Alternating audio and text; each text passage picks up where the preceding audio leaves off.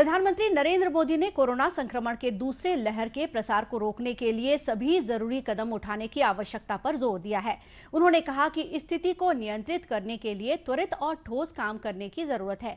श्री मोदी ने कहा कि पिछले एक सप्ताह में देश के 70 जिलों में कोरोना संक्रमण के मामलों में 150% की बढ़ोतरी की खबर है।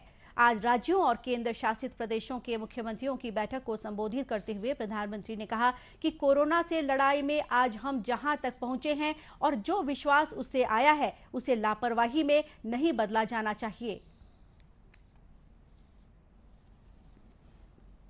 देश के 70 जिलों में तो पिछले कुछ हफ्तों में यह वृद्धि 150% से भी ज्यादा है, 150% से ज्यादा। अगर हम इस बढ़ती हुई महामारी को यही नहीं रोकेंगे तो देशव्यापी आउटब्रेक की स्थिति बन सकती है। हमें कोरोना की उस उभरती हुई सेकंड पीक को तुरंत रोकना ही होगा और इसके लिए हमें क्विक और डिसाइसिव कदम उठाने होंगे।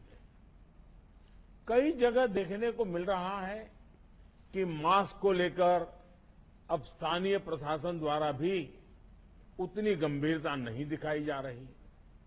मेरा आग्रह है कि स्थानीय स्तर पर गवर्नेंस को लेकर जो भी दिक्कत है उनकी पड़ताल, उनकी समीक्षा की जानी और उन दिक्कतों को सुलझाया जाना, ये मैं समझता हूं वर्तमान में बहुत आवश्यक है।